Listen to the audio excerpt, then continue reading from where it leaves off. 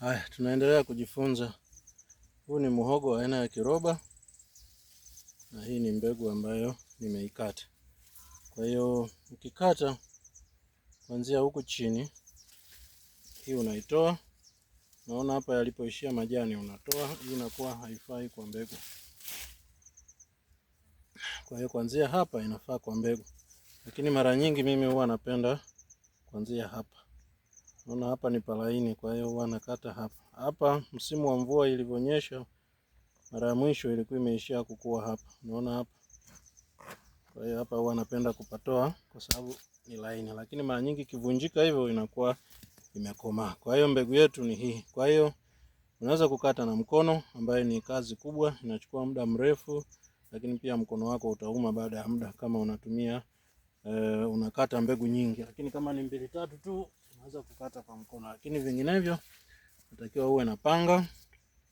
Kwa hiyo unakata urefu takriban kama huu, ambaye ni kama sentimita 10 hivi. Ile rula ya darasani unaigawanya kama mara 3, unakata mbegu yako. Kwa hiyo kama hii mara nyingi mimi huwa napenda naweka kwenye kishina la mti ama ni gogo. Kwa hiyo nikishaweka hivi nakata tu hapa, pa inaondoka, nasogeza, pa inaondoka, pa inaondoka. Unatumia muda mfupi zaidi. Na mara nyingi napenda kukata mara moja. Kwa hiyo nakuwa nimelinoa panga langu vizuri, nikikata mara moja inakatika. Hii inanisaidia kwamba mbegu haipati majeraha mengi. Majeraha ni hii ngozi ya nje inavyotoka. Kwa hiyo muhogo badala ya kukua unauguza kwanza lile donda, alafu ndio unaanza kuchipua. Kwa hiyo utachelewa kuchipua. Kwa hiyo kwa kuonesha tu kwa mtu ambaye hajawahi kuona, nitakata hii moja namna hiyo. Na nimekata ndefu kidogo ili uweze tu kuona ni hii hapa. Ambayo kitaalamu unatakiwa uhakikishe macho zaidi ya mawili yameingia ndani ya udongo, na pia macho zaidi ya mawili, kuanzia mawili kuendelea, na maana 2, 3, 4 sawa, yawe nje ya udongo, ili kwamba huku kuweze kutengeneza mizizi na huku kuweze kutengeneza majani au mmea wenyewe unavyopanda juu. Kwa hiyo kiangalia mingine ambayo nishakata, muonekano wake unakuwa kama hivi. Unaona? Na unavyopanda unapanda kama nilivyokuwa nimeonesha kama huu, kwa maana unaufuatishia wenyewe ulivyo, kwa maana kwamba huku ndo kulikuwa shina na huku ndo kulikuwa kunakuwa. Kwa hiyo huku ambako kulikuwa shina ndo kunaanza. Kwa hiyo mara ya kwanza wakati najifunza kupanda mihogo nilibabaika kidogo kwa sababu nilikuwa nageuza.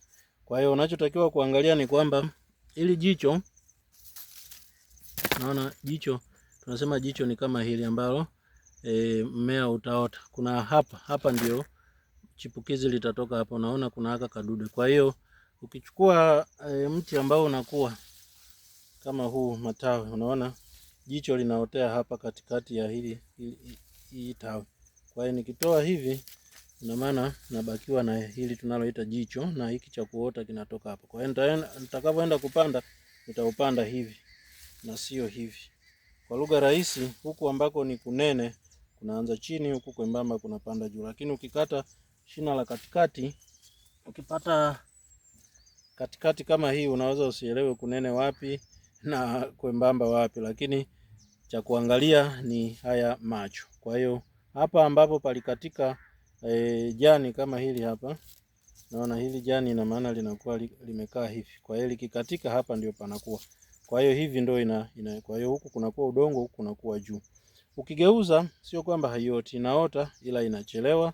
Lakini ili upande kwa usahihi na kwa ufanisi lazima upande hivi. Kwa hiyo unaangalia hivi, unaona machipukizi yanakotoka, huku ndo kunakuwa kwenye udongo.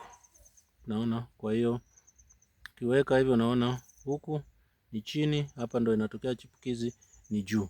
Kwa hiyo mimi ambacho huwa nafanya kwa mtu ambaye hajawahi kupanda, ama ili iwe rahisi, usiwe unahangaika kuangalia kila kipande kinaelekea wapi, huwa naipanga kabla ya kupanda. Kwa hiyo napanga kama hivi. Hapa nimeshazipanga mbegu zangu, najua huku ni chini na huku ni juu. Kwa hiyo ninavyoenda kupanda nakuwa nimeishika namna hii. Naenda pale nachomeka mpaka ninavyoenda mwishoni. Kwa hiyo hivi ndivyo unavyo kata kutoka kwenye shina, unavyokata mbegu zenyewe na unavyoenda kuzipanda shambani. Kama tulivyosema ni kama mua tu, ushaandaa shamba lako aidha la kawaida au umetengeneza matuta, kwa hiyo unaenda unachomeka. Kwa hiyo kama hii mimi huwa napenda kuchomeka macho mengi zaidi ili kupata mizizi mingi na huku niweze kupata majani mengi. Kwa hiyo naenda nachomeka kama huu, naweza nikachomeka mpaka hapa.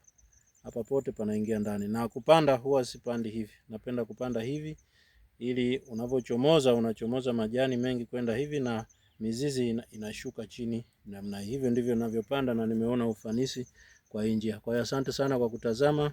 Kama ni kitu unatamani kuendelea kujifunza mbinu bora za kilimo na ufugaji, karibu sana na Mungu akubariki.